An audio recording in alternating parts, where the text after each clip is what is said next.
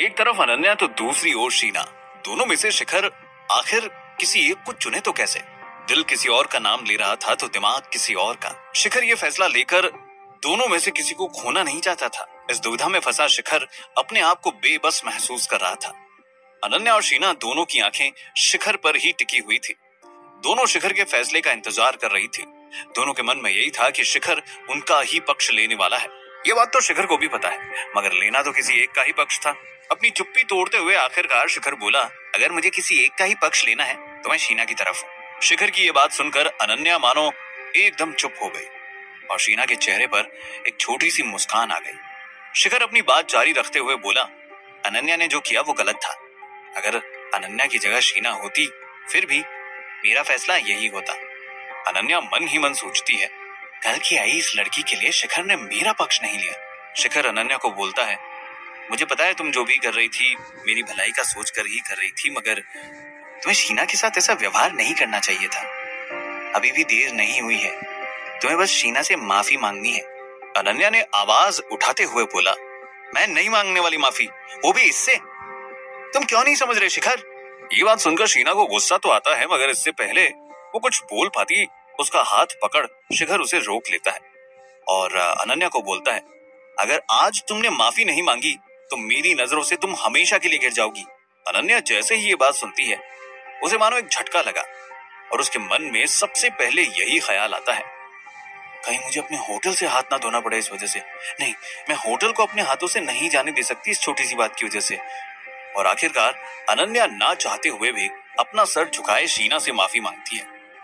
ऐसे अपने सभी दोस्तों और जानने वाले लोगों के आगे माफी मांगते उसे शर्म तो आ रही थी, मगर इस बात पर पर्दा डालते हुए अनन्या चेहरे पर एक झूठी हंसी लिए सबको वापस पार्टी एंजॉय करने को बोलती है। और पार्टी में आए सभी इस बात को भुलाकर वापस पार्टी में नाचना गाना शुरू कर देते हैं। जो भी हुआ उसे देखकर शिखर के मन में भी यही चल रहा था।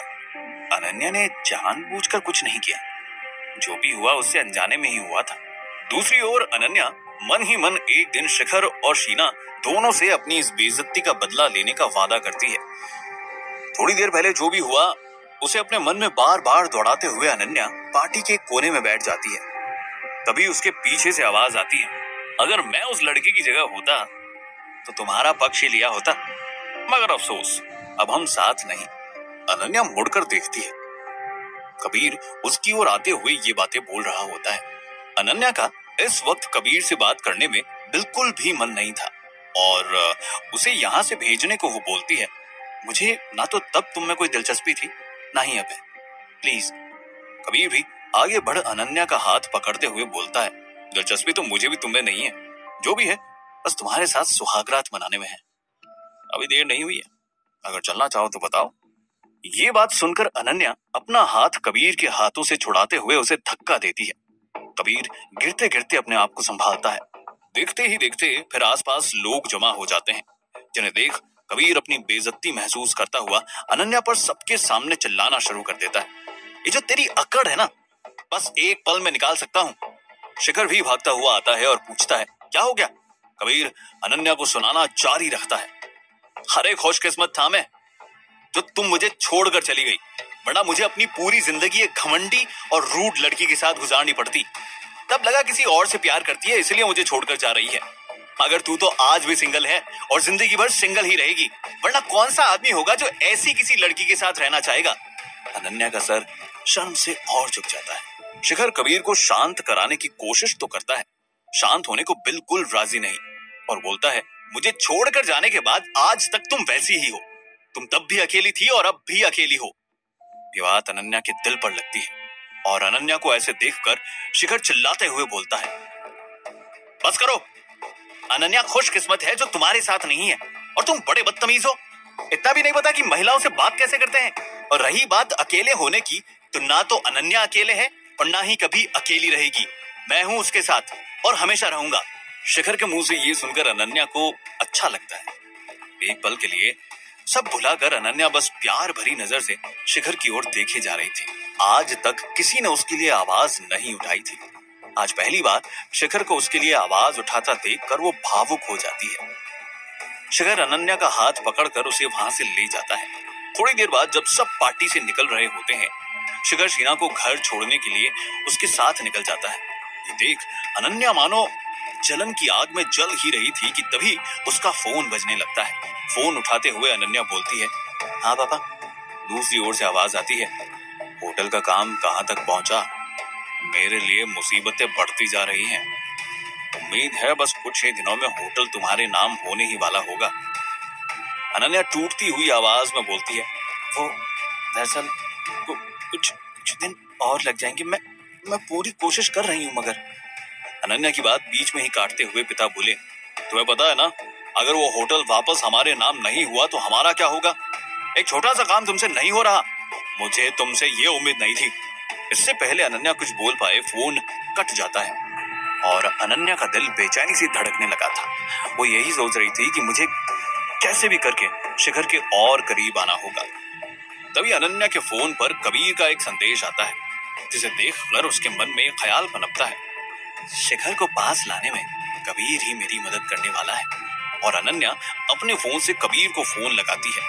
कबीर जैसे ही फोन उठाता है, अनन्या बड़े प्यार से पूछती है, क्या हम मिल सकते हैं? अगले दिन होटल में शिखर ने जोसेफ और बाकी स्टाफ के साथ एक छोटी सी मीटिंग रखी है। सभी स्टाफ और जोसेफ वहां बैठे हुए थे शिखर के इंतजार में। तभी एक स्टाफ जोसेफ से पूछता है, आखिर इस मीटिंग का उद्देश्य क्या है? जोसेफ एक गंभीर आवाज में जवाब देता है, शिखर सर कुछ बदलाव करना चाहते हैं इस होटल में। उनके बारे में ही बताने के लिए मीटिंग रखवाई है। तभी शिखर अंदर आता है। सबकी नजर शिखर पर। शिखर अपना गला साफ करते हुए बोलना शुरू करता है, अब आप सबको अभी भले ही ये समझ ना आए मगर आने वाले कुछ दिनों में जरूर समझ आएगा कि मैं ये बदलाव क्यों करने वाला हूँ। एक स्टाफ डरते डरते पूछता है, कहीं शिखर सर हमें निकालने का तो नहीं सोच रहे? शिखर ने अपनी कोमल आवाज में जवाब दिया, नहीं, मेरे होते हुए आप सबको काम से कोई नहीं निकालने वाला, मगर आप सबको एक क्लास लेनी होगी अगले कुछ दिनों के लिए। कौन सा क्लास सर? एक थोड़े से बुजुर्ग स्टाफ ने पूछा। कस्टमर सेटिस्फेक्शन का, शिखर ने जवाब दिया। बुजुर्ग स्टाफ फिर सवाल करता है, आखिर मुझे किसी क्लास की क्या जरूरत?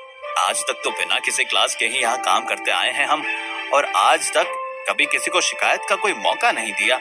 शिखर अपना फैसला सुनाते हुए बोलता है, ये क्लास सभी को लेना अनिवार्य है। कुछ दिनों में आप खुद समझ जाओगी कि मैंने ये फैसला क्यों लिया है।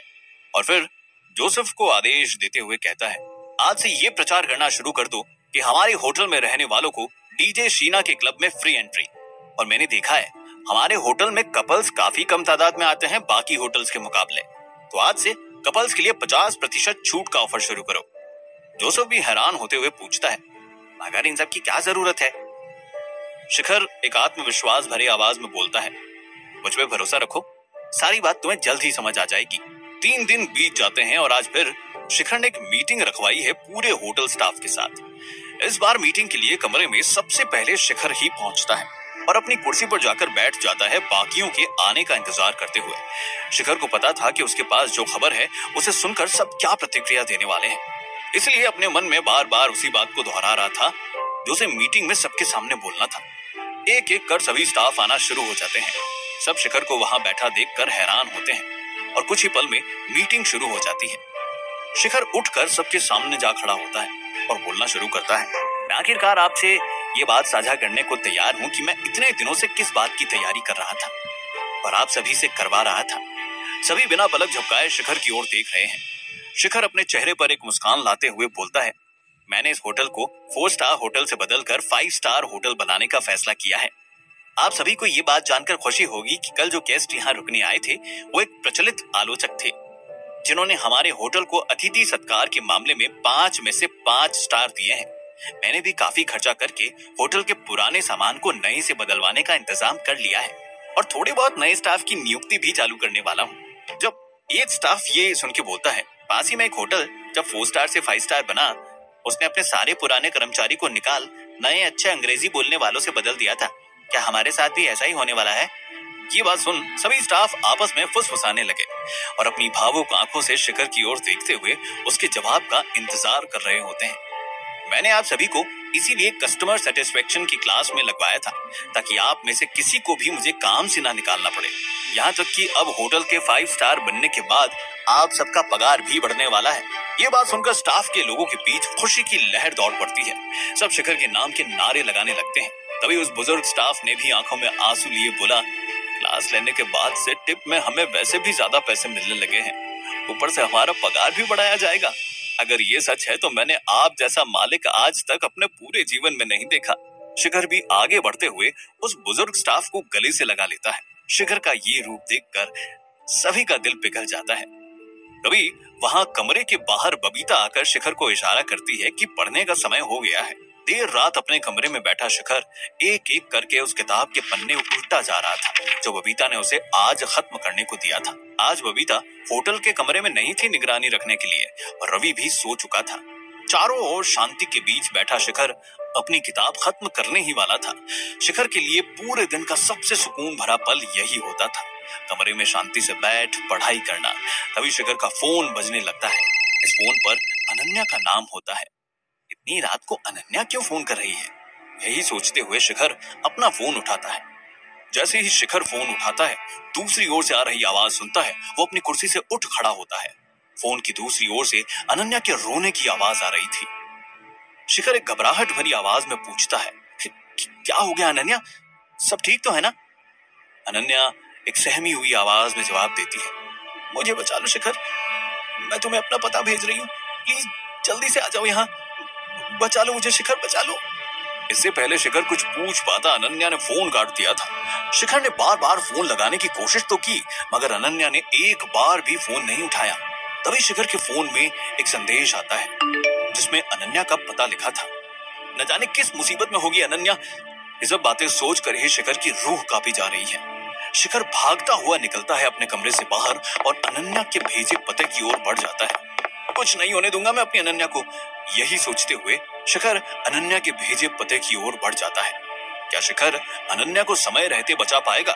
अनन्या सच में मुसीबत में है या ये उसकी कोई चाल है जिसमें शिखर फंसने वाला है?